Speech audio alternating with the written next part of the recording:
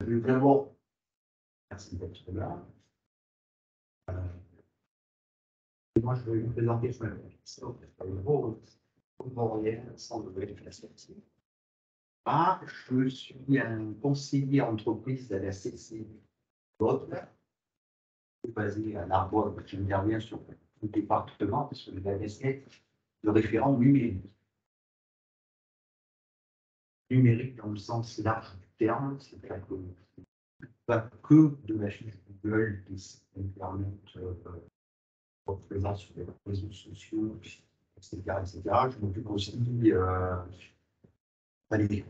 les gens un peu à gérer leur outil de gestion, c'est-à-dire caisse, back-office, etc., sur les activités commerciales. Et après, ça peut être, comme je disais, aussi à la mise en place de certains outils de réservation pour les gens qui ont des hébergements ou animation. Il y a besoin de prendre des réservations en ligne, par exemple. Alors, pardon, Christophe, je te coupe, on a un petit problème de son. On t'entend très très mal en vidéo. Non. Alors, soit tu te rapproches, soit...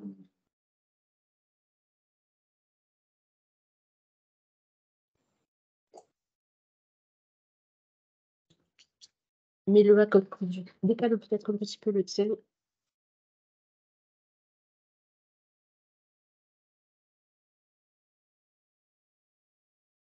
Ça te met. J'aurais pas eu mal. Je le laisse, on va voir si ça marche mieux.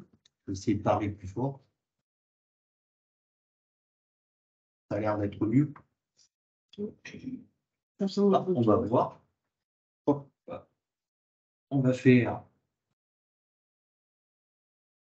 une petite présentation en sachant que comme il y a une visio, pour les gens qui sont en visio, ce qui serait bien, c'est que les micros soient coupés pour qu'on ait le meilleur flux dans la mesure du possible.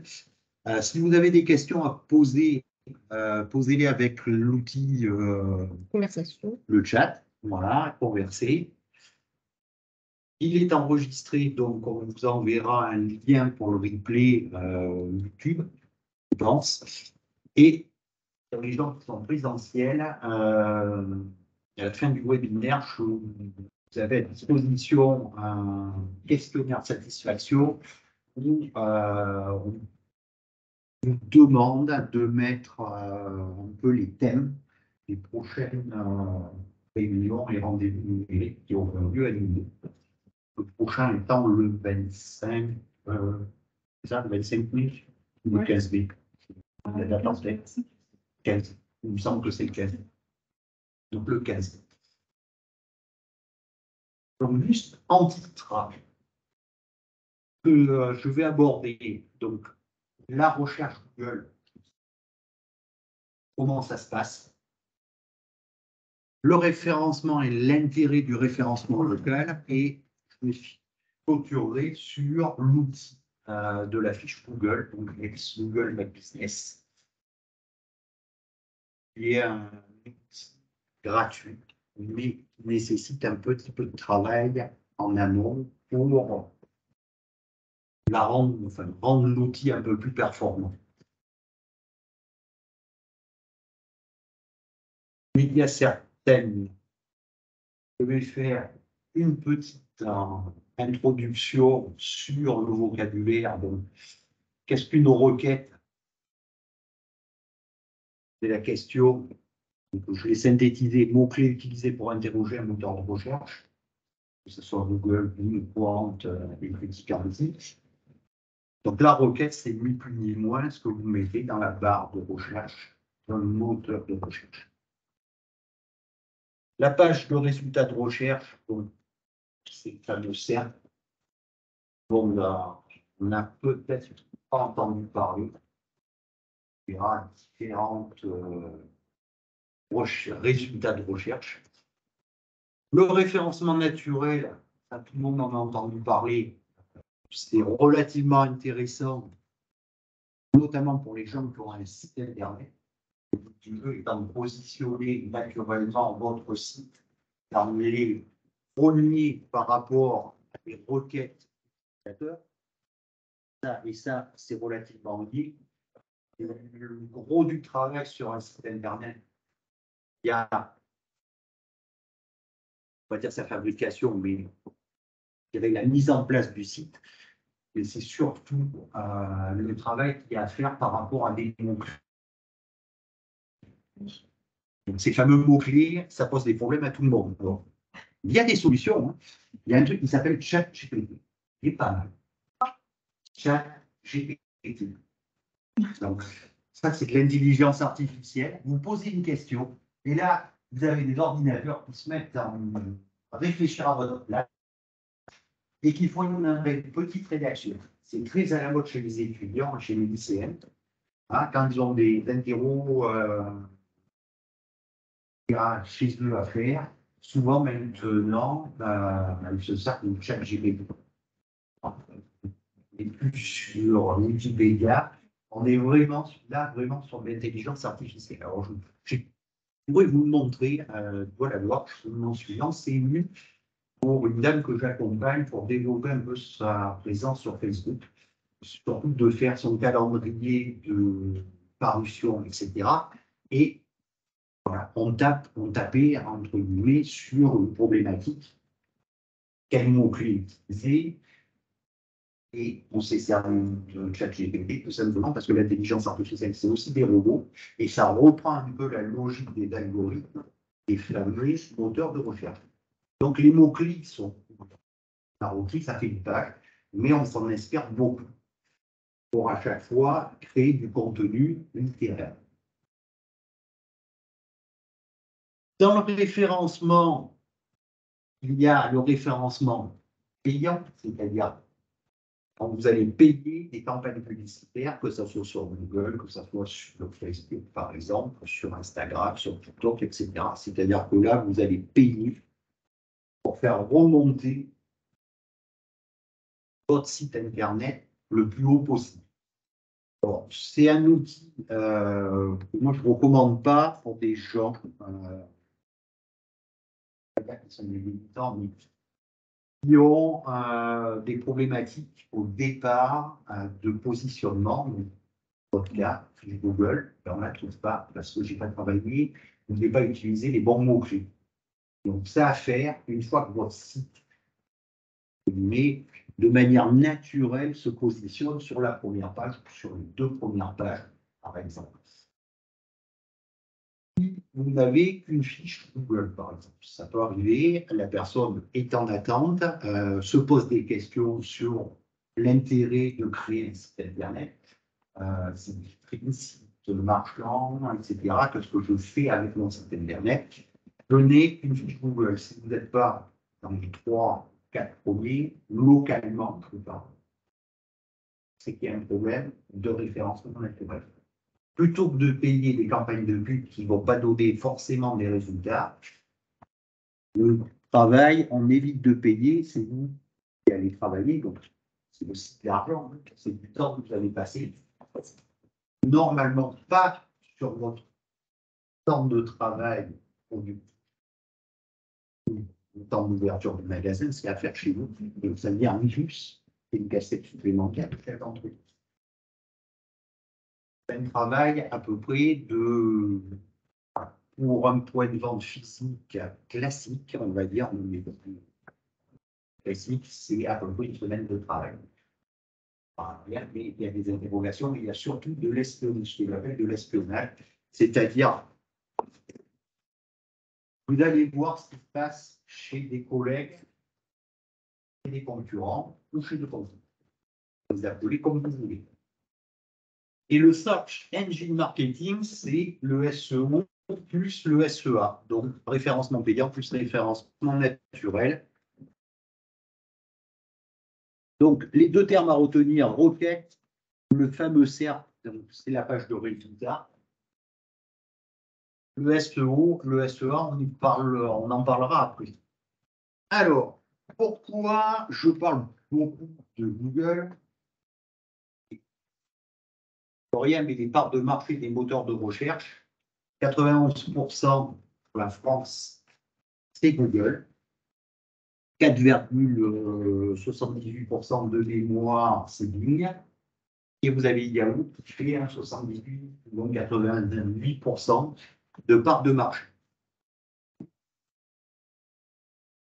Si vous n'êtes pas présent, il y a l'outil, donc fiche établissement Google, ex-Google Business.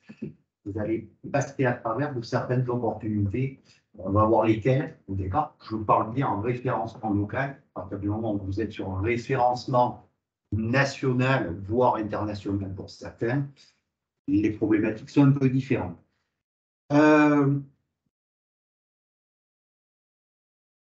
Pose la question, quel moteur de recherche vous utilisez? Ou est-ce que vous pouvez me citer d'autres moteurs de recherche que les trois cités? C'est ça.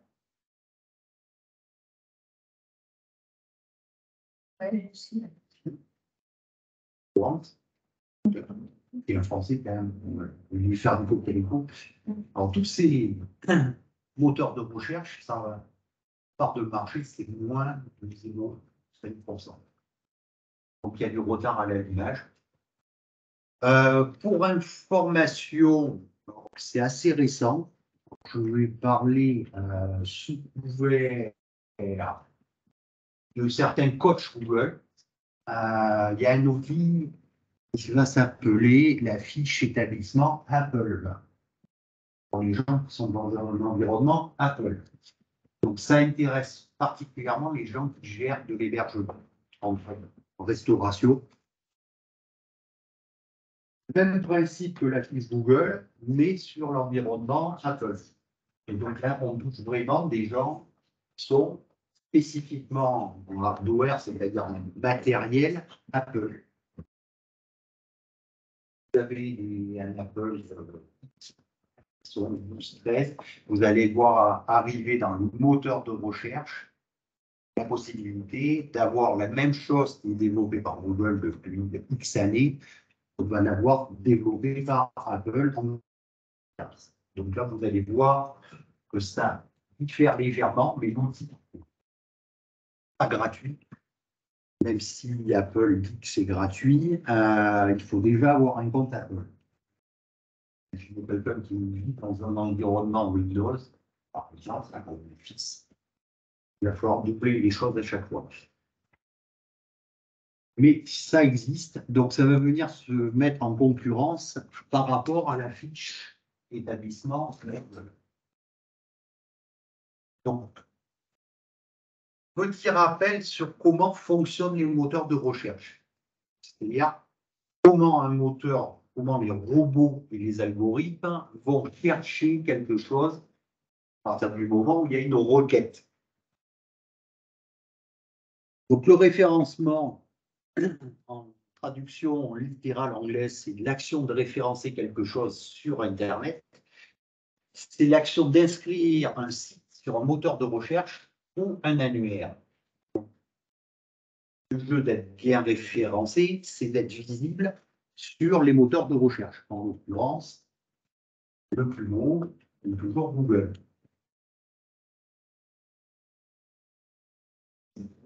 Donc, je vous ai pris des exemples. La requête, on cherche une entreprise qui s'appelle N. Donc, on voit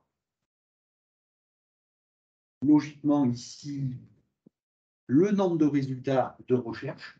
Dans toutes les pages, il y a N, E, N, E, qui apparaissent, ce qui est assez fantastique, hein, 292 millions. Voilà comment vous retrouvez au milieu de 292 millions. Donc là, on a le lien vers le site web qui apparaît en première position. Ça veut dire qu'en termes de référence non naturelle, cette entreprise, par rapport à une requête déjà, sur le premier d'entreprise, elle arrive en premier. Donc, c'est pas si mal que ça en termes de SEO, donc de référencement là-dessus. On a la fameuse fiche établissement Google, donc avec des boutons d'appel à l'action qui renvoient soit vers le site web, un qui est relativement important quand vous avez un point de vente physique, c'est l'itinéraire. L'itinéraire, ça vous emmène logiquement à l'endroit, soit que vous exploitez, ça peut être un commerce, pour des professions libérales, ça peut être une infirmière, une chambre d'hôte, ça vous emmène chez vous. Alors, vous allez me dire qu'à certains endroits, Google Maps, c'est-à-dire l'outil Google qui référence les adresses, ne vous trouve pas. Ça arrive. Dans la Haute-Vallée, il y a des zones. Bizarrement, Google Maps, il ne va pas vous trouver. Donc, outil supplémentaire de la fiche Google, quand on ne vous trouve pas, on vous trouve de manière très aléatoire, on va dire comment vous faites, comment vous feriez.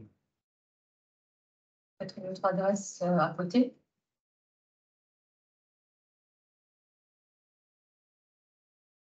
Vous êtes en zone rurale. Donc l'autre adresse à côté, c'est pas dit qu'on vous trouve. Quand c'est dans un village, encore à la limite, une des solutions très simples, vous avez tous des smartphones, ils font des photos et des vidéos. Le code GPS. Vous faites un mini-film à partir de la sortie. Je pense à une chambre d'hôte que j'ai été visiter. Mais les gens ont tendance à partir sur le village parce que le village est au-dessus, mais en réalité, eux, ils sont au bifurqué à la sortie d'un autre village. Tout très simple. Vous mettez au volant, votre collègue à côté, vous trouvez quelqu'un qui filme à partir de l'embranchement qui explique. Et la possibilité, elle est double. Soit on intègre le film, on le met dans la fiche établissement Google, soit on la fait paraître sur le Google. Et vous faites un lien entre votre fiche établissement, si vous avez un site internet, il faut qu'elle soit présente, que ce lien soit présent sur votre site internet, ça renvoie sur YouTube, ça fait du backlink, c'est-à-dire que YouTube commence à vous connaître, et ça permet aux personnes qui viennent chez vous, ils ont un film et ils ont le mode d'accès le plus simple et on vous trouve le plus facilement possible. On s'appuie encore sur l'outil numérique. Ce qu'on ne pouvait pas faire il y a encore 25 ans. Donc, essayez d'avoir des astuces en sachant que l'outil numérique du jeu, c'est de l'alimenter via des liens extérieurs, c'est-à-dire qu'ils renvoient tout le temps sur votre site, ils vont aller chercher, c'est un bouton d'appel à l'action, allez voir sur YouTube la petite vidéo que j'ai faite, qui va durer 1 minute 12, et qui vous permet, quand vous êtes au volant, de savoir où trouver tout poil.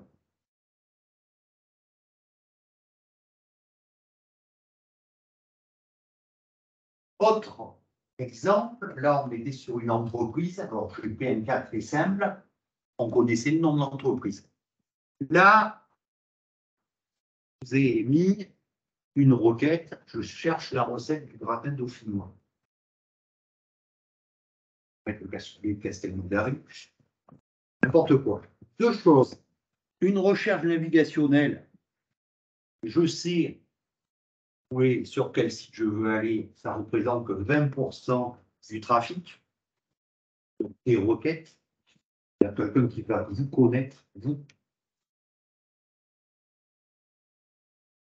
Pour prendre l'exemple de la chambre d'hôte, je téléphone à un office du tourisme, on me donne X entreprise avec l'adresse de leur site internet et j'y vais directement. Je connais l'entreprise, pas de problème. Je prends un exemple sur Castelnaudary. Je veux chercher de la vaisselle, j'habite à Castelnaudary, j'ai un magasin qui en est à sa 3e génération, je connais le nom de la famille, je tape, je tombe directement sur le site internet et la fiche Google de la personne. C'est ce qu'on appelle de la recherche navigationnelle. Quand vous faites comme moi, je suis un néo-doigt, je ne connais pas. Donc, je vais faire de la recherche informationnelle, c'est-à-dire que, grosso modo, je vais chercher ce qui m'intéresse. Je cherche une poêle, par exemple. Poêle, et je vais essayer de chercher les poêles où à Castelnaudary. Donc, normalement, je devrais avoir la fiche d'établissement et le site internet qui doivent arriver tout à fait au départ, puisque dans ma requête, j'ai précisé deux choses, ce que je cherchais, voilà, et la localisation géographique. Quand on met la localisation géographique, c'est-à-dire qu'on a un point de vue en physique, n'oubliez pas de mettre la ville. Vous savez, vous exercez votre activité, vos clients qui viennent de l'extérieur ou qui sont des néos, il y a des gens qui arrivent, ne connaissent pas forcément. Dans le titre, de temps en temps, n'hésitez pas à mettre le nom de la ville. Quand c'est un village perdu au fin fond de la pampa, évitez, car ça va être plus compliqué. Donc, l'informationnel, c'est je demande quelque chose à un endroit que j'essaie de préciser. Et je suis un peu dans le flou. Moteur de recherche. Les fameux moteurs de recherche, comment ils travaillent? Première chose, c'est l'exploration. Explore des milliers de pages de sites web et ils vont essayer de récupérer des contenus. Le contenu étant mots-clés, photos, vidéos, etc., etc. Et je parle de pages. Je ne parle pas de site web. C'est-à-dire que quand je vais chercher un hôtel à Lyon, par exemple, hôtel, le moteur de recherche, il sait ce que c'est qu'un hôtel, et vous pouvez positionner Lyon, il va me faire une liste générale. Non, je précise, je veux un hôtel 3 étoiles, 4 étoiles, 5 étoiles. Je vais le préciser. Donc en réalité, il ne va pas aller chercher le titre, le nom du site web, il va aller chercher le contenu qui est dans la page du site web. Page, deux pages, trois pages, quatre pages, plus vous en avez, plus vous utilisez de mots-clés, plus il va vous remonter systématiquement. L'indexation, c'est dans les serveurs des fameux moteurs de recherche.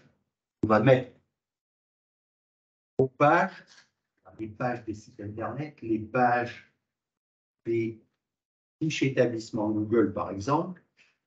Ça peut être vos parutions sur Facebook, sur Insta, sur TikTok, etc. Et ils vont les stocker dans des serveurs.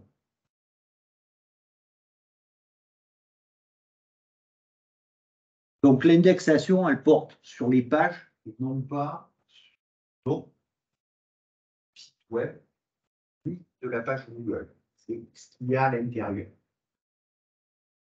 Ce dont vous allez parler. Et après, ils ont des algorithmes. Alors, ils en changent très régulièrement. C'est pour ça que Google est assez casse-bonbon là-dessus. Ils ont des outils, on va appeler des algorithmes si on veut, qui vont hiérarchiser l'information au sein des pages.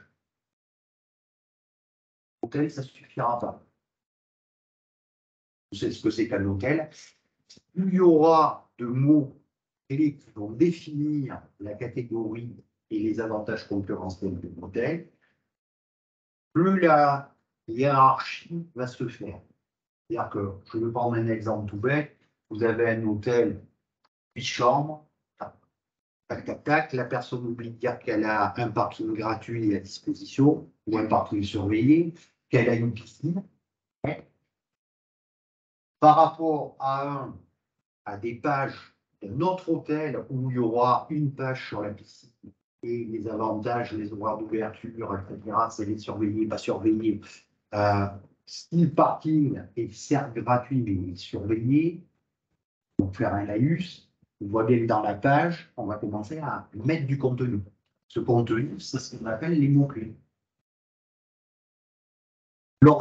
l'algorithme, c'est-à-dire le moteur de recherche, une partie du moteur de recherche va taper à chaque fois et il va référencer ces mots. Donc, il va les hiérarchiser. Il va dire, voilà, il y a un hôtel, on va mettre en premier quoi? Les hôtels avec piscine.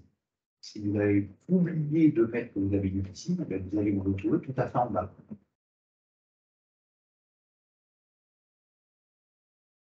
Je prends beaucoup de précautions. Alors, j'ai pris l'exemple de la piscine volontairement, puisque à l'heure actuelle, les nouveaux algorithmes de Google, par exemple, ne prennent plus les effets,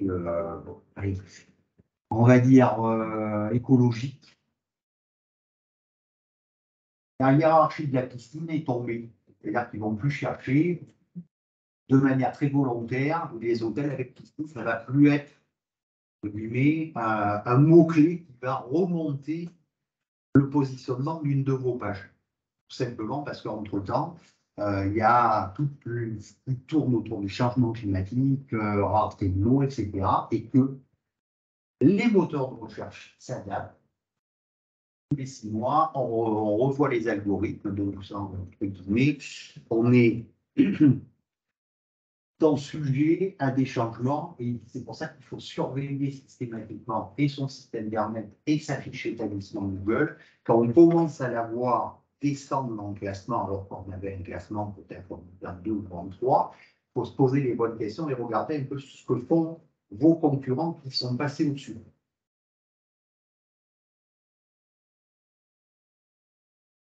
Donc, si on fait un petit résumé, l'internaute, il effectue une requête ou des requêtes sur un site, sur des moteurs de recherche. Le moteur de recherche, il fait quoi? Il consulte son index, c'est-à-dire les fameuses pages qu'il a archivées où il y a des mots-clés, ça peut être des photos, ça peut être des vidéos. Il propose une liste de résultats que lui classe en fonction de la requête, effectivement, de l'utilisateur, mais pas que, c'est ses algorithmes qui vous classent. Donc, si vous ne suivez pas l'évolution des algorithmes des moteurs de recherche, à un moment donné, naturellement, votre site Internet, votre fiche Google va descendre dans le référencement des fameux moteurs de recherche. L'internaute, qu'est-ce qu'il fait après, à la fin? Il surfe. Donc, il choisit une page, celle qui l'intéresse le plus ou pas, et il regarde. Après, à vous de captiver l'internaute, c'est-à-dire d'avoir un contenu qui répond à la fois aux algorithmes, c'est-à-dire aux moteurs de recherche, et à la fois aux interrogations de l'internaute quand il a ouvert une page, n'est pas forcément la page d'accueil. Après, sur la partie fiche établissement Google, là, il n'y a pas le choix, il n'y a pas X pages, il peut y avoir X quelque chose, mais on va s'apercevoir que sur le site Internet, par exemple, il va falloir retravailler les contenus et les faire évoluer. Un des jeux, c'est d'avoir aussi ce qu'on appelle des backlinks, c'est-à-dire que vous soyez que votre site Internet, ou du moins l'adresse de votre site Internet, soit citée sur des sites référents. Les sites référents, c'est des sites, ce qu'on appelle des sites tiers de confiance, c'est la presse. La presse locale, mais ça peut être la presse nationale. Ça peut être de la presse spécialisée. C'est des gens qui font des nouveautés qui vont paraître tous les jours de l'information. Donc, à partir du moment où vous apparaissez dans un site presse, les algorithmes des moteurs de recherche disent « Ah, il y a quelque chose d'intéressant. Le site Internet ou la page Google de la personne est cité en référence sur un autre site. » Donc, sur un site d'un tiers. Les offices du tourisme, si vraiment les associations de commerçants travaillent dessus, l'association de commerçants, elle, se servirait de mettre en avant chaque fiche Google ou chaque site Internet de ses adhérents. Pas fait à l'heure actuelle, toujours pareil, chaque chose dans son temps, mais c'est le travail se font des assauts de commerçants. Ça reste un travail à faire. Il y a des moussailles. Tout bête, je vous donne l'exemple type, les halles de Narbonne. Tout le monde en a entendu parler depuis l'année dernière, on va dire, le marché de France, etc., etc. Vous avez les 2 tiers commerçants qui sont dans les halles de Narbonne qui n'ont pas de fiche d'établissement Google. Et pas qu'ils viennent Internet non plus, je ne pense pas. Pour en parler, ça fout royalement. Mais alors, de toute façon, les halles de Narbonne ont un site internet, ils ont mis en place du click and collect, etc., etc. Je le conçois tout à fait, hein, moi ça ne me dérange pas. Tant que leur chiffre d'affaires se maintient ou se développe, il n'y a pas de souci. À partir du moment où on commence à baisser, le chiffre d'affaires de ces entreprises baisse, on est surpris. C'est parce que vous êtes dans les halles de Narbonne que vous répondez forcément aux besoins de la clientèle, qui, elle, entre-temps, évolue. Il faut d'avoir un pic d'activité en juillet, en août cette année, une nocturne, des animations qui ont été mises en place, il y a eu le relais TFE, là. Imaginez les gros tombés qu'il y a eu en termes de fréquentation, ça ne se parlait pas forcément en termes de consommation. Donc le but du jeu, c'est de leur en créer une. Donc on a trouvé enfin une solution, il existe une solution sans que les commerçants interviennent. Multiplier le nombre, enfin, créer à peu près une 60aine de fiches Google sans faire travailler les entreprises en reprenant juste l'information qui existe au niveau du site. Ça, on va le mettre en place, je pense, septembre-octobre, si la majorité est d'accord pour le faire. Voilà. Il n'empêche que vous allez comprendre pourquoi je parle des halles de Narbonne, c'est tout simplement parce que dans la fiche établissement Google, il y a l'itinéraire et les horaires.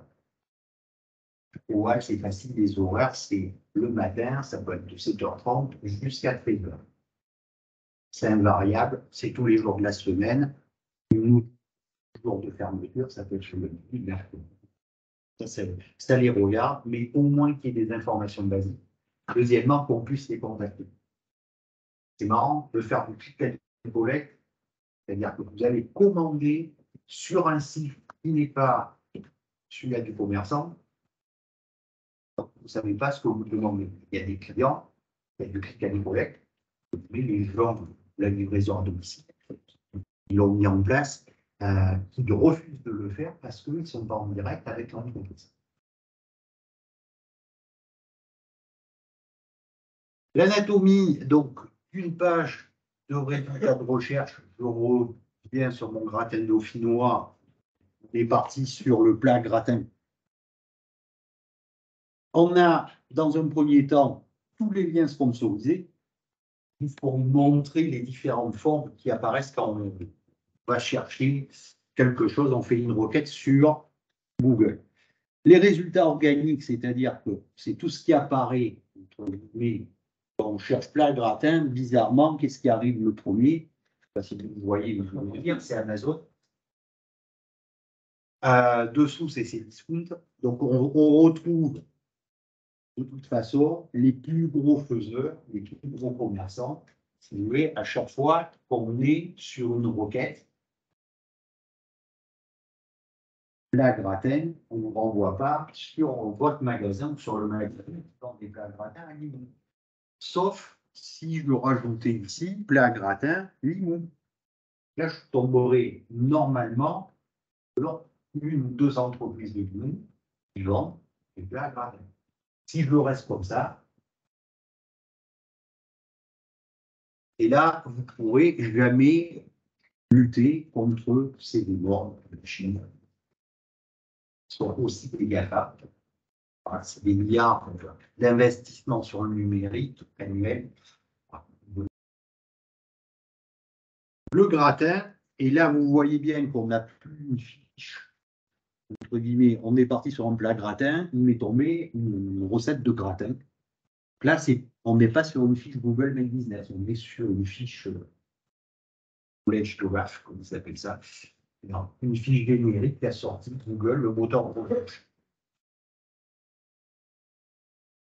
Je reprends gentiment le gratin dauphinois. Donc, je reviens sur une requête, une recette. Je tombe sur un site qui s'appelle Marmiton, Cuisine Journal des femmes, et je tombe bizarrement sur un truc qui s'appelle le gratin dauphinois.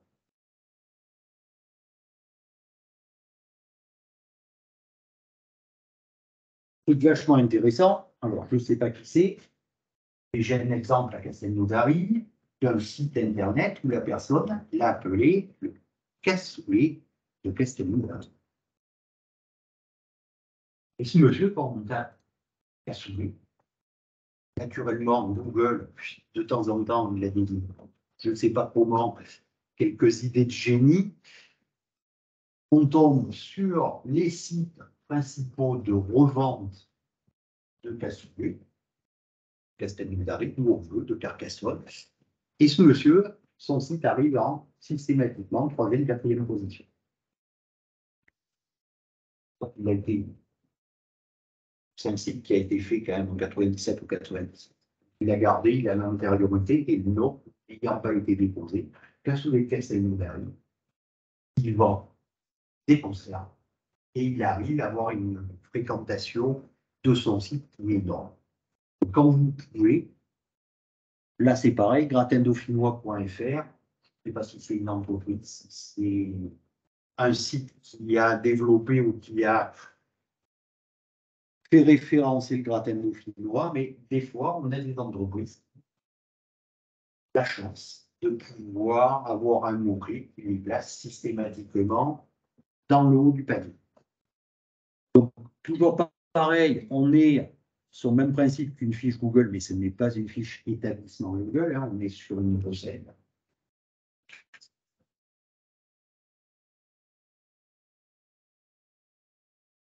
On peut avoir différentes formes. On a ce format-là, on a le deuxième format et on a des propositions sur des recherches associées. Donc, on est tout le temps sur une recherche basique, recette gratin dauphinois, l'autre qui a inventé le gratin dauphinois. On aurait pu faire ça avec des tartines au Mirabelle, par exemple. Ça aurait donné les mêmes résultats, quelque chose comme ça. Donc ça, on a fait un tour à peu près pour que vous compreniez ce qui se passe avec un moteur de recherche avant même de parler de fiche établissement.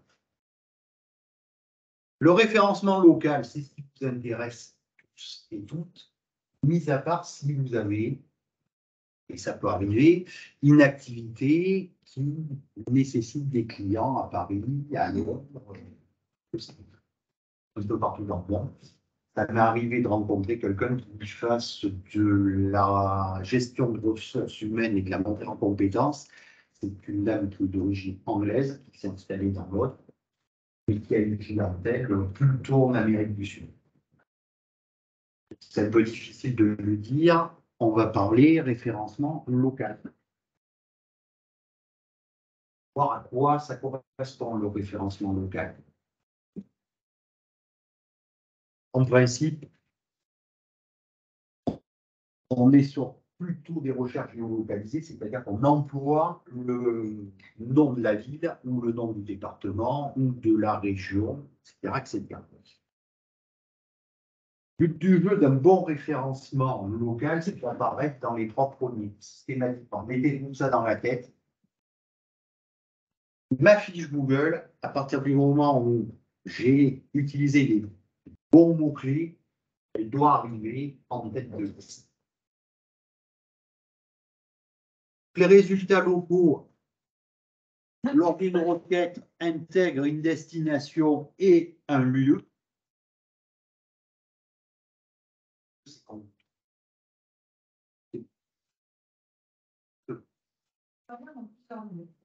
Moi, c'est pas une discipline. Cette référence, c'est assez classique. Moi, en fait, je vais à domicile des gens, mais je peux ça faisait Zoom. Est-ce que c'est pas C'est possible de mettre une zone de chaleur. Alors, là se pose la problématique du poids de la catégorie dans laquelle vous apparaissez sur la fiche établissement Google. Voilà. Donc là aussi, pareil, quand vous créez votre fiche établissement Google, outre le fait de travailler ces mots-clés, c'est de travailler cette catégorie. Or, les catégories, c'est jusqu'à présent de la traduction littérale de ce qui se passe aux États-Unis en Europe. Donc, ils n'ont pas les mêmes métiers que nous. Voilà. Donc, des fois, vous n'avez pas de catégorie qui correspond à votre activité. Désolé, là, on ne changera pas. Il faut essayer de trouver des catégories. Il y en a une, deux ou trois, tant que vous correspondent. Et regardez après, c'est-à-dire que gentiment, on va créer une deuxième ou une troisième adresse Gmail et on va faire des tests. En fonction de la catégorie, on ne va pas raisonner sur effectivement une adresse poil, on va travailler sur une zone de chalandise avant de la déterminer. Et là, souvent des services dans les professions libérales, je pense aux infirmières par exemple, qui vont rayonner sur un rayon de 15-20 km. Mais il y a la possibilité, effectivement, de ne pas avoir de points physiques. Si vous ne voulez pas être en mobilité, d'avoir des gens qui arrivent à votre domicile alors que ce n'est pas le. Mais logiquement, quand vous avez une boutique, on vient au cas à peu près général, quand vous avez un établissement physique, c'est l'adresse et l'itinéraire qui cherche, entre guillemets, qui est cherché pardon, par le moteur de recherche et qui va déterminer par rapport à la géolocalisation l'ensemble des résultats.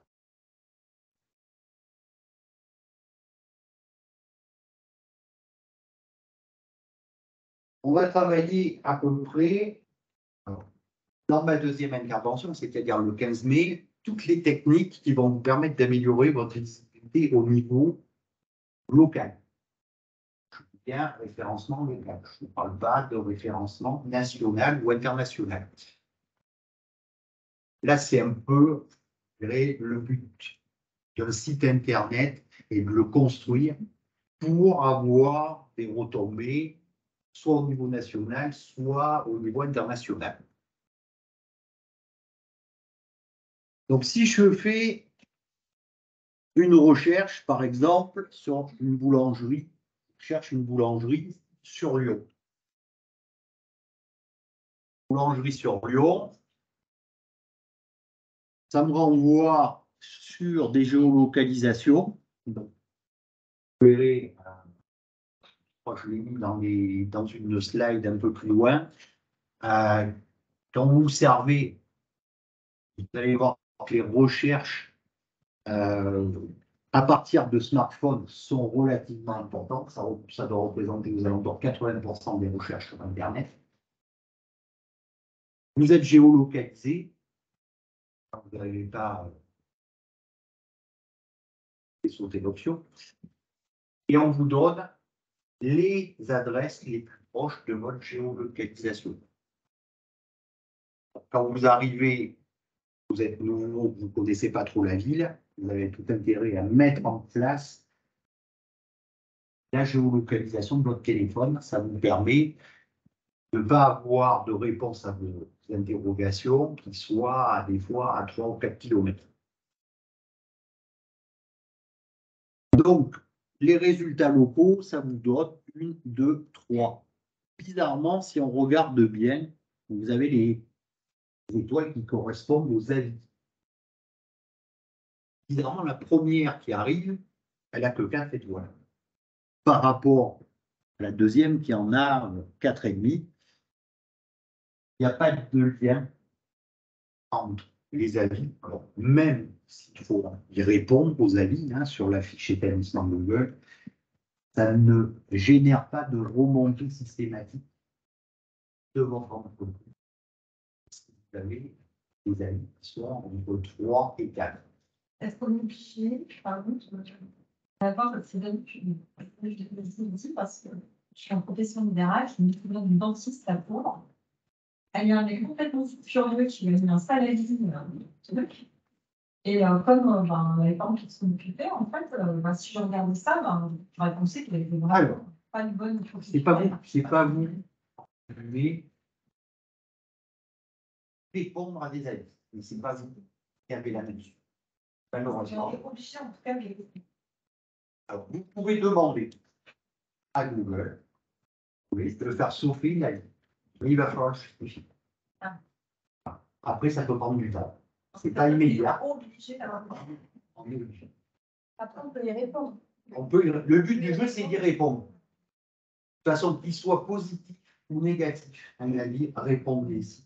Ce n'est pas le nom qui apparaît sur une fiche établissement Google qui va vous prendre beaucoup de temps. À la limite, c'est un avis très négatif. Prenez un punching ball, vous tapez dessus, et 2 jours ou 3 jours après, vous vous posez et vous répondez le plus positivement possible.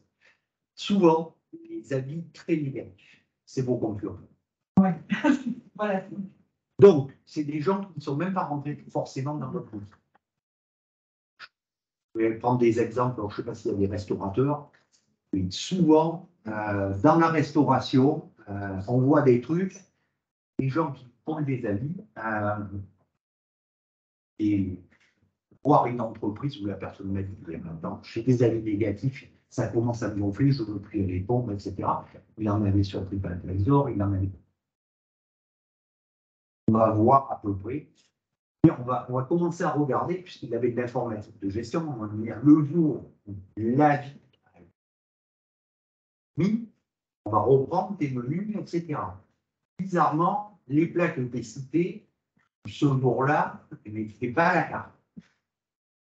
Déjà, gentiment, ils ont dû se tromper de restaurant, parce que il y en a 2 ou 3 à côté, et que ce jour-là, tu n'avais pas servi ces plats, ce n'était pas ta carte. Ouais. Merci d'avoir émis un avis négatif, certes, mais qui ne te concerne pas. Donc voilà, le but du jeu, c'est de rouler un peu dessus. Et quelle que soit l'activité, répondez-y. Je pense à une autre personne qui ne répondait pas, qui a eu un avis négatif parce que, bien évidemment, il a commandé un truc, c'est pas arrivé en temps en heure. Il en a pris. Il n'était pas habitué. Depuis, on a retravaillé cette nouvelle. Hop, retravaille gentiment les avis et répond. Clairement, on est passé. Alors, il avait une cinquantaine d'avis, on est presque à 100, 110 en un an de plus. Par contre, il répond systématiquement. Bizarrement, le nombre d'avis positifs est largement supérieur au nombre de à chaque fois. Voilà. Après, on trouve tout le temps une réponse pour essayer de contrecarrer un avis négatif. Et je veux bien souvent analyser un peu la situation de la vie. Souvent, ce n'est pas forcément des gens qui ont fréquenté vos magasins ou qui ont été dormir dans une chambre aux autres, qui se permettent d'émettre ça.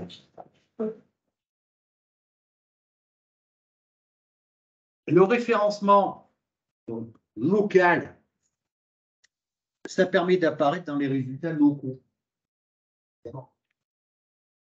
Au niveau national, je vous ai montré tout à l'heure, quand vous avez des géants qui s'appellent Amazon, Cdiscount, Accor, dans les galeries, etc., vous avez des fortes chances de jamais apparaître dans les premières pages. Par contre, moi, quand je cherche un hôtel, je suis en déplacement, je vais faire une formation à Toulouse. Je tape hôtel Toulouse. Je ne vais pas taper hôtel sur toute la France. J'ai une destination. Pars en vacances, je prévois mes vacances. Je vais à Biarritz, je vais avoir tendance à chercher quoi, un hôtel, chambre d'hôte, je suis à Biarritz semaine, je suis à l'extérieur, je vais à Bidart, je vais à Bédary, je vais à Saint-Jean-de-Luz, etc., etc. Grosso modo, je localise déjà ma demande et je la précise. Par contre, après le type d'hébergement, ça va être fonction de ce que je vais avoir, le budget que je vais avoir durant le départ et les prix qui me sont proposés. Et là, je fais un choix. Quand vous êtes épicier à Narbonne, vous avez tout intérêt à mettre le mieux, c'est-à-dire soit le quartier, si vous voulez rester à l'échelle du quartier, dans la dénomination de votre épicier. Si vous donnez un nom, je vais prendre un exemple bidon, je m'appelle Léonie et je monte un truc qui s'appelle les jardins Léonie. Là, moi, les jardins Léonie, ça ne me fait pas forcément penser à une épicier. Éventuellement, jardin, c'est une primeur, peut-être. Les jardins Léonie, oui, c'est. Quand je fais ma requête, moi, je cherche une épicerie à Narbonne. Ou un primeur à Narbonne. On est dans les temps. Donc, à partir du moment où vous cherchez localement quelque chose, pensez dans le titre de rajouter, je parle bien pour des gens qui ont des points, des ventes physiques ou des chambres, de mettre le nom de la ville ou du quartier. Quand vous réfléchissez, ça donne de Chalandès. Je cherche boulangerie toujours à Lyon. Donc, on a bien vu 1, 2, 3. Ça, c'est les résultats locaux. Un peu plus loin, le but du jeu, c'est je cherche et je géolocalise. C'est-à-dire que on me dit, voilà, dans un rayon de 500 mètres, 400 mètres, il y a 1, 2, 3, 4. Si je pousse le bouchon assez loin, je vais aller en voir 1, 2 ou 3 et je vais regarder un peu ce qu'il y a comme avis. Si la personne est meilleure dans le pain, dans le snacking, c'est la viennoiserie, c'est un tas de choses.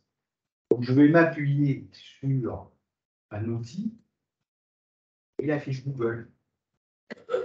Et donc, si vous n'avez pas d'avis, si vous ne décrivez pas les services de votre entreprise, ça va être compliqué pour la personne qui fait la requête, qui cherche quelque chose, de vous trouver et de dire pourquoi j'irai plutôt chez cette personne que chez l'autre. Donc, c'est un outil de communication. Je vous ai mis en tableau les appareils utilisés pour se connecter à Internet. Smartphone, 90,7%. J'étais loin avec 80%. Les ordinateurs à 71%. C'est bizarre, la télévision est au-dessus des tablettes. C'est vite d'aller me connecter sur Internet à partir de ma télévision. Mais bon, il faut retenir, c'est que les smartphones, ça commence à être un outil qui est très. Et donc, on ne va pas chercher de l'info, on ne va pas faire de la consultation de site Internet, on va faire de la consultation de fiches d'établissement Google. Tout l'intérêt d'avoir une fiche, dans un premier temps, relativement bien remplie. Donc, la recherche, on reprend la boulangerie Serve, la Max Poilane et l'Henri B. Là, on est sur un résultat max. Là, on est sur du Google classique. Là, on est sur du Google Maps. Tout l'intérêt d'avoir une adresse soit reconnue par Google Maps ou par Waze. De toute façon, Waze et Google, c'est la même chose. Alors, Google, ça a été racheté.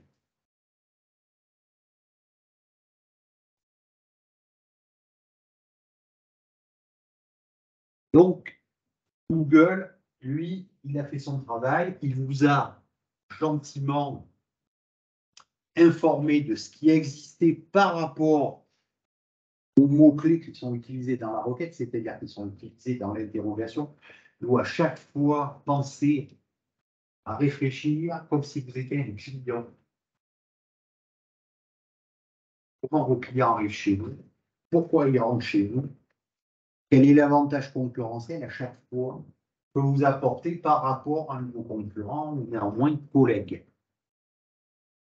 Donc là, je m'étais amusé à refaire une recherche sur le gratin dauphinois et bistrot, associé au mot bistrot, et ça m'avait sorti le bouchon des carnivores, ce qui a un gros intérêt par rapport à la recherche initiale qui était quand même du gratin dauphinois, AOC,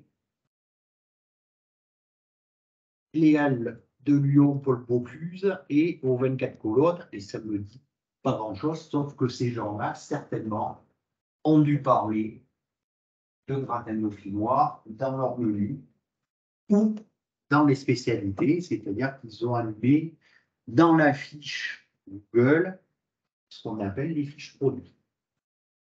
Ça, c'est pareil, pensez-y, on peut mettre des fiches produits, ça sert à mettre en avant des nouveautés, ça peut permettre de mettre des produits en promo, etc., etc. Et vous en avez autant que vous voulez, à partir du moment où vous avez pris une catégorie commerce. Et pour les commerces. Oui. Quand vous créez votre fiche établissement, donc quand je dis commerce, c'est toutes les activités qui sont liées à des activités commerciales. Et donc là, ça vous permet de mettre des fiches produits à l'intérieur. Ce que vous ne pouvez pas faire, par exemple, dans les chambres de métier. Non, alors, pour ma fiche par rapport aux bijoux, je me suis mis en tant qu'artiste. D'accord. Parce que artiste, ça a la connotation, si vous voulez, maison due à l'ancienneté, mais ces maisons des artistes, c'est vraiment compositeurs, etc. C'est des gens qui créent de la pièce unique. Alors même si vos bijoux, c'est des pièces uniques à chaque fois, on est plus dans la limite artisanale. Je préférais création artisanale, moi, ça me convient beaucoup mieux. Oui, mais je n'ai pas trouvé création artisanale. Alors, il faut regarder, peut-être, je vous dirai, je récupère votre adresse mail, puisque vous êtes inscrit. Et en parler. Je prenne en note. J'essaierai de trouver la catégorie qui ira le mieux, mais en principe, parce qu'après, nous, on est dans le commerce, et c'est pas le but puisque vous créez. Le commerce, c'est-à-dire qu'il y a des gens qui vendent des bijoux. On est dans l'activité bijoux. Là, on est plus dans la création. Oui. Le but du jeu, à partir du moment où on crée, mettez en avant la création plus que la vente. La vente, on est sur une activité purement commerciale. Donc, on va vous assimiler à une bijouterie, ça n'a pas grand-chose à voir. Non, parce que je n'ai pas de mettre des articles. C'est un peu pour ça. Donc, on est là, le bouchon des carnivores, ben, on va aller voir ce que c'est. Donc, on a une fiche Google où on a toujours pareil, site web, itinéraire, enregistré. Il me manque un bouton d'appel à l'action, par exemple, puisque c'est un restaurant, on va mettre la réservation réservée. Et on pourrait le faire par rapport à une fiche établissement Google, ce qu'on peut tout à fait faire si on a bien mis la catégorie restaurant. Pardon. On peut faire de la réservation par rapport à une fiche Google. Pas besoin d'avoir un site internet au démarrage. Donc, on minimise les coûts et on regarde un peu ce qui se passe.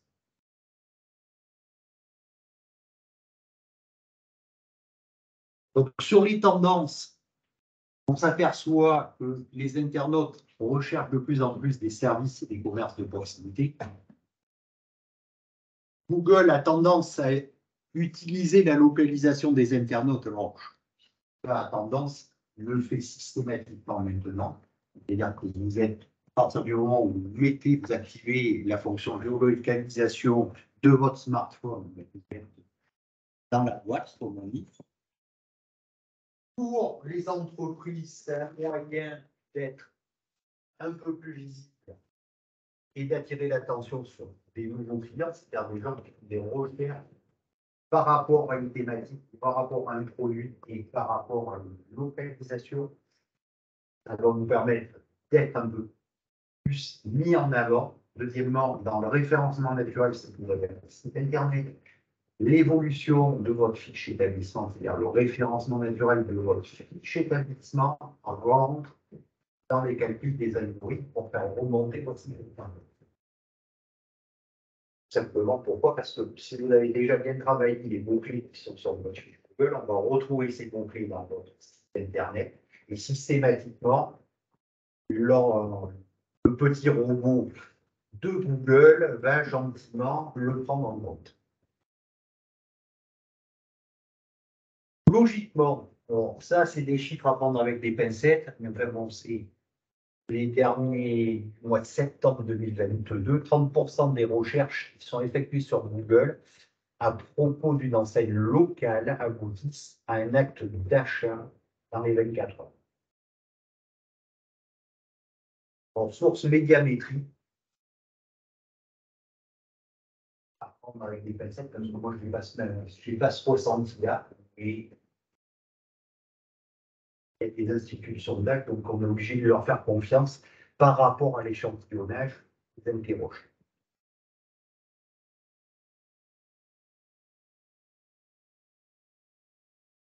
Les critères de positionnement dans les résultats locaux, la pertinence, toujours pareil, par rapport à la requête saisie. Donc, le titre, la description, les coordonnées, ça c'est une chose. Les horaires, on vérifie le dessus. Les télés à jour, quand vous fermez ou quand vous modifiez vos horaires, vous remportez très gênant pour un client, le magasin ouvert, je vais devant, je me gare et ah non, il est fermé et exceptionnellement aujourd'hui, mettez-le. L'importance au niveau de la popularité de l'établissement, donc les avis, les liens, Google a tendance à les prendre. Alors, je parle plus de liens, c'est-à-dire ce qu'on appelle les backlinks, c'est-à-dire quand vous êtes cité, quand votre établissement est cité, votre site internet est cité sur des sites autres. Ça peut être comme ça, une nation de commerçants, mais ça va être la presse, ça va être les offices de tourisme, ça va être le comité départemental du tourisme, etc., etc. À partir du moment où vous êtes sur des tiers, essayez de, chaque fois qu'on parle de vous, dire à la personne, imprimez l'adresse mail de mon site. Vous n'avez pas de site internet, vous êtes présent sur Facebook, transformez votre site internet en site Facebook. La fiche donc, de chez Google, trois avantages, c'est assez facile, c'est optimiser votre site web et la fiche d'établissement, d'inscrire votre entreprise sur des annuaires en ligne et récolter des avis des clients sur Internet. Donc, il y a des activités où les avis comptent beaucoup plus que d'autres, mais répondez tout le temps aux avis. Les annuaires en ligne, je vais vous inscrire. C'est les concurrents de Google? Ça, c'est des compléments de Google, alors c'est jamais négligeable. Je ne vais pas vous faire de pas les inscrire dessus. Vous allez au moins cher. Vous travaillez avec local, par exemple, sur la poste, page-web, etc. Vous prenez ce qui coûte le moins cher. Vous apparaissez dans un annuaire, ça reste un lien, que j'appelle des backlinks, des liens extérieurs. Je ne vous dis pas de prendre un pavé, etc. Vous minimisez. Prenez, vous ne travaillez pas avec eux. Je sais que local doit faire des sites internet, ça vous délister.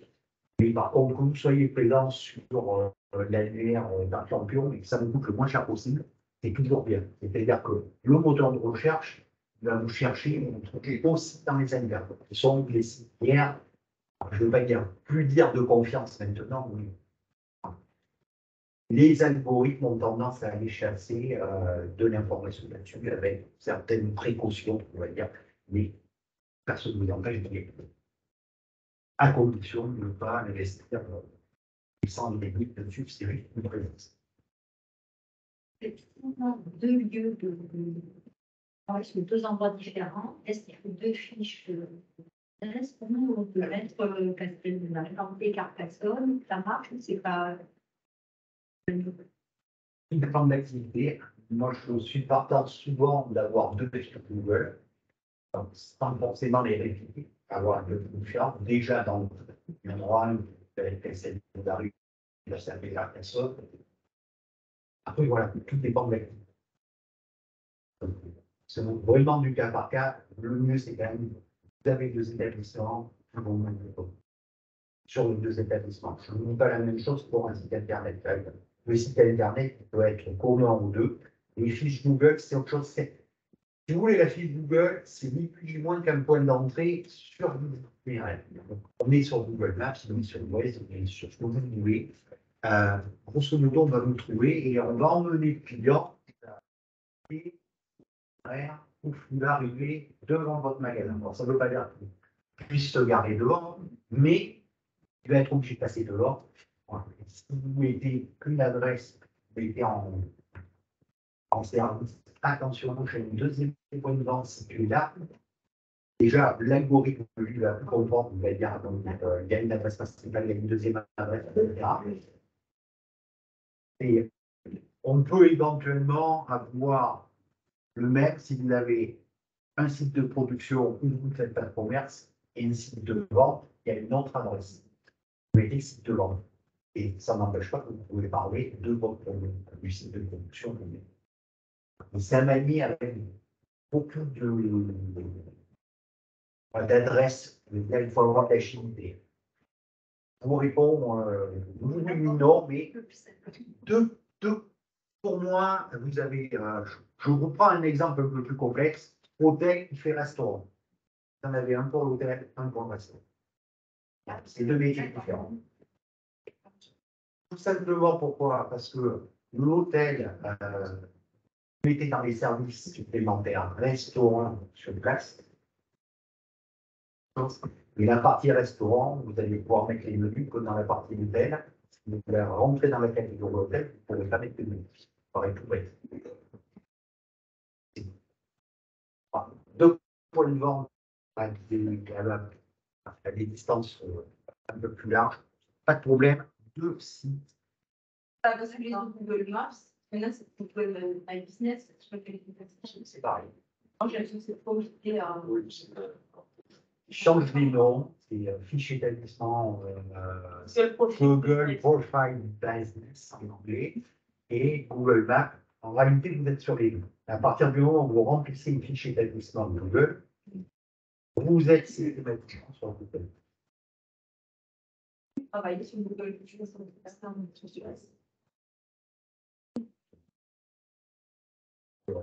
Après, à partir du moment où vous avez rentré la première catégorie, ça vous met dans des cases. Et là, effectivement, il y a des choses où vous n'avez plus accès.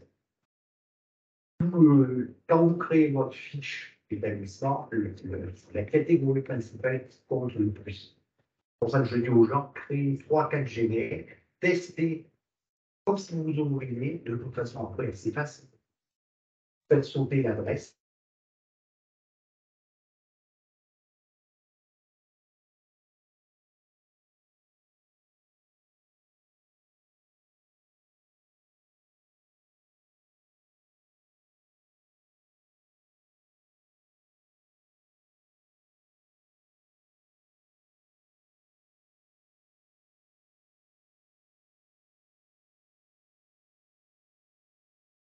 C'est revenu.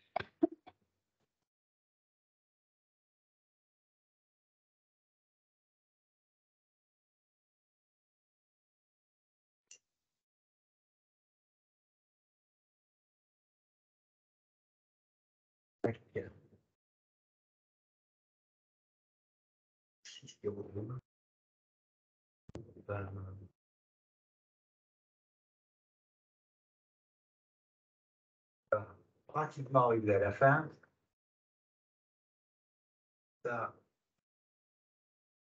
c'est ce que je veux dire. Voilà, les activités concernées par une fiche d'établissement Google.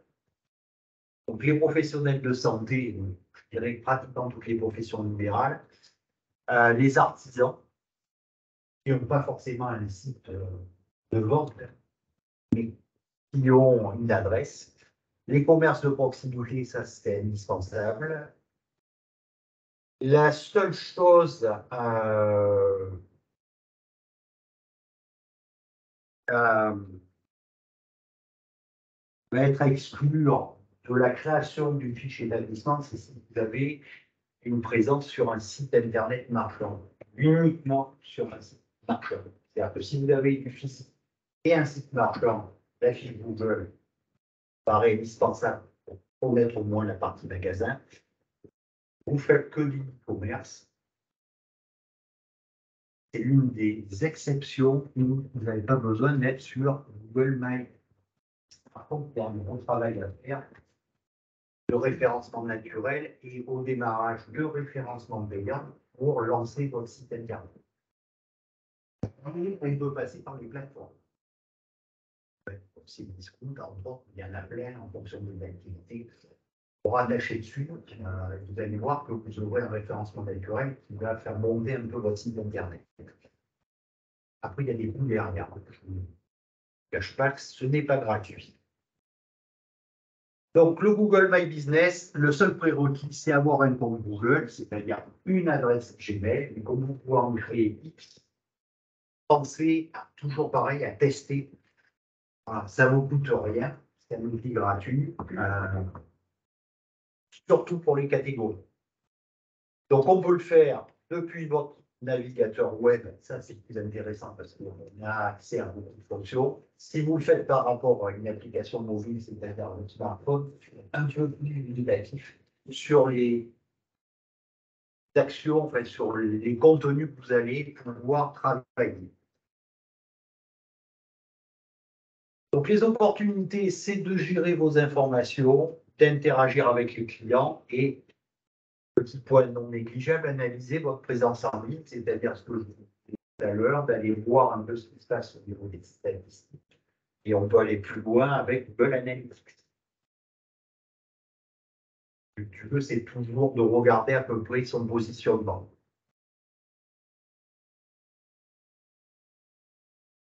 Donc, pensez aussi à la qualité des photos. Alors, vous allez me rétorquer qu'il y a des clients ou des gens qui peuvent mettre des photos. C'est vous qui avez la main plus ou moins dessus, vous pouvez les valider. Vous pouvez demander à Google de les effacer si elles ne vous conviennent pas. C'est toujours l'argument type que Google prend en compte, c'est mauvaise qualité, ne correspond pas à l'image de marque, etc. Et hop, la photo va disparaître. Mais il faut avoir une action volontaire de le faire et d'avertir Google. Mais par contre, les photos que vous revendiquez, que vous mettez sur votre site, pensez au qualitatif. C'est exactement la même manière que sur Facebook, Instagram. Il faut monter un peu en qualitatif l'image. Vous aurez toujours l'aperçu de Google Maps à vous qui le gérez, sauf, mais si vous pouvez demander à Google, il y a une légère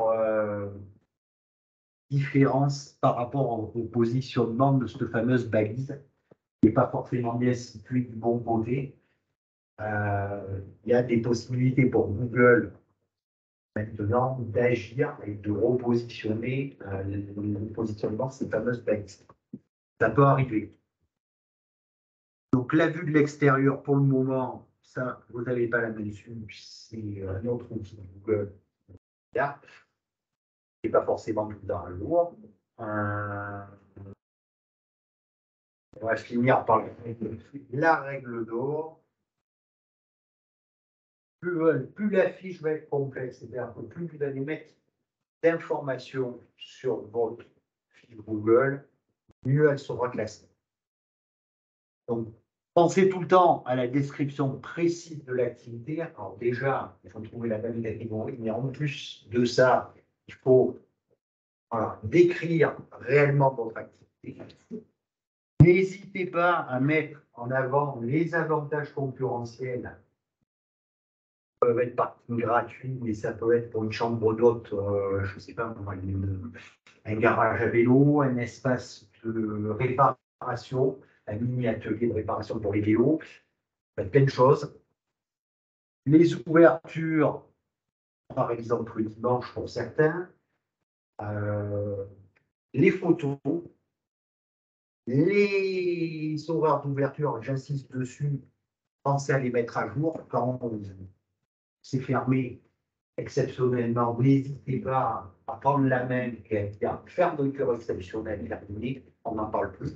Pour les gens qui ont des activités saisonnières, en train d'y penser.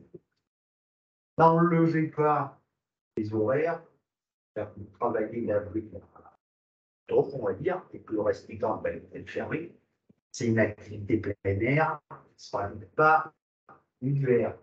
N'effacez pas, ne mettez pas à zéro vos horaires. Le logiciel de Google va dire que c'est fermé, pas fermé temporairement, fermé définitivement. C'est arrivé à un accroche.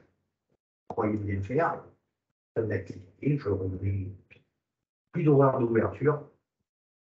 La semaine d'après, ça affiche avec une et en même temps, accès restreint, etc. etc. Donc, on a retravaillé dessus. Donc, gardez les horaires, par contre, mais vous êtes, du fait que vous êtes en activité saisonnière, vous êtes fermé de telle date à telle date. Et là, Google, entre guillemets, les robots, les fameux algorithmes deviennent intelligents et disent que l'entreprise existe toujours, la fiche d'établissement existe toujours, et par contre, il y a une fermeture saisonnière. Donc, les avis, veillez à leur répondre régulièrement. Pour certaines activités, incitez aussi les clients à poster des avis. Alors, les avis se postent dans les 4 heures suivant le départ des clients. Au-delà, vous les perdez. Donc, solution toute bête, vous renvoyez, si vous avez un site internet et si vous avez une page à vivre, ça peut être sur la fiche Google, créer, générer un QR code que vous mettez soit sur la caisse pour que la personne puisse le scanner, ça le renvoie directement, il met un avis, etc. Après, vous pouvez pas obliger les gens à émettre des avis sur votre établissement s'ils ne veulent pas le faire. Mais c'est toujours bien, de temps en temps, s'il y en est, vous faites une rupture de rappel, je ne va pas systématiquement sur, mais plus j'ai d'avis, plus je peux remonter dans le classement, c'est pas tout à fait vrai, c'est répondre aux avis qui viennent de la part de clients qui ont l'habitude de mettre des avis. Alors quand les clients, des fois, c'est pas que les clients. C'est souvent des concurrents. Voilà. Donc, on arrive au terme de cette première intervention. Deuxième partie, le 15B, dans le même format. Je vous remercie. Si vous n'avez pas de questions, si vous avez des questions, je suis là pour y répondre.